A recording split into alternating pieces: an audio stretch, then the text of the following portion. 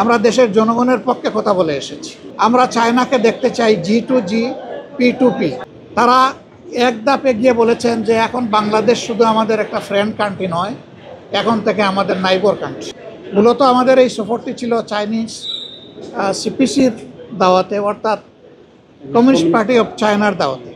তারা এক ধাপ এগিয়ে বলেছেন যে এখন বাংলাদেশ শুধু আমাদের একটা ফ্রেন্ড কান্ট্রি নয়, এখন থেকে আমাদের নাইবার কান্ট্রি। ফ্রেন্ড দুনিয়ায় অনেক থাকে, কিন্তু নাইবার সবাই হয় না। তো তারা এই মর্যাদা এখন বাংলাদেশকে দিচ্ছেন। আমরা অত্যন্ত আনন্দিত। আমাদের একটা অপরচুনিটি হয়েছিল যে চায়না বাংলাদেশকে 1975 সালের 26শে আগস্ট তারা স্বীকৃতি দিয়েছিল। এই বছরটা হচ্ছে 50 বছর পূর্তি তাদের সাথে আমাদের বন্ধুত্বের। সুতরাং আমরা একটা বন্ধুত্বের বার্তা নিয়েই তাদের কাছে গিয়েছিলাম। আমরা আশা করছি আমাদের এই সফরের মাধ্যমে দুই দেশের বন্ধুত্ব আরও ঘনিষ্ঠ হবে এবং বিশেষ করে পার্টি টু পার্টি আমাদের ঘনিষ্ঠতা আরও বাড়বে।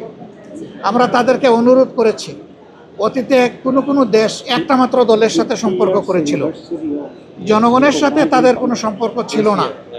কিন্তু আমরা তাদেরকে অনুরোধ করেছি যে না, আমরা চায়নাকে দেখতে চাই G2G, P2P।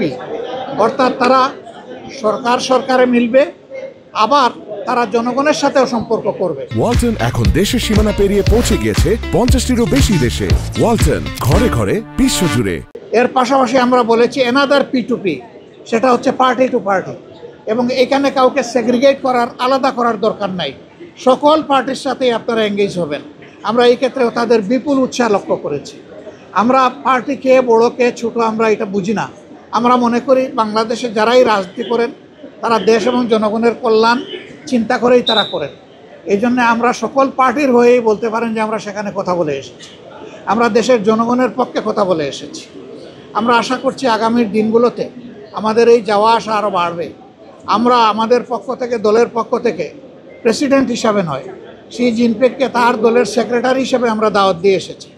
ফর্মাল দাওয়াত ভাইস মিনিস্টারের মাধ্যমে আমরা আশা করি দাওয়াত ইতিমধ্যে তার দপ্তরে পৌঁছে গিয়েছে। তিনি যদি আসেন, বাংলাদেশের মানুষ খুশি হবে, উপকৃত হবে এবং আমাদের বন্ধুত্বের মাত্রা আরও উপরে উঠবে। তো আমরা বিশ্বের অন্যান্য দেশের সাথেও একইভাবে মিউচুয়াল রেসপেক্ট এবং ইকুইটির ভিত্তিতে আমাদের এই সম্পর্ক আমরা গড়ে তুলতে চাই। চায়না যেহেতু আমাদের নিকটবর্তী একটি বৃহৎ দেশ এবং ডেভেলপমেন্টের ক্ষেত্রে তারা অভূতপূর্ব উন্নয়ন সাধন করেছেন, বিশেষ করে টেকনোলজিক্যাল ডেভেলপমেন্ট। আমরা যেগুলো দেখেছি সেইগুলো থেকে শিকার অনেক কিছুই আছে, কিন্তু বাস্তবায়ন করতে সময় লাগবে। আমরা তাদেরকে জিজ্ঞেস করেছিলাম যে আপনাদের এই ওয়ান্ডারফুল চেঞ্জ কতদিনে হলো। তারা বললেন যে ম্যাক্সিমাম 34 বছর। 34 বছরে একটা জাতি কীরকম বদলে গিয়েছে, যারা চায়না গিয়েছেন তারাই শুধু এটা উপলব্ধি করতে পারবেন, অন্যের পক্ষে এটা উপলব্ধি করা সম্ভব নয়।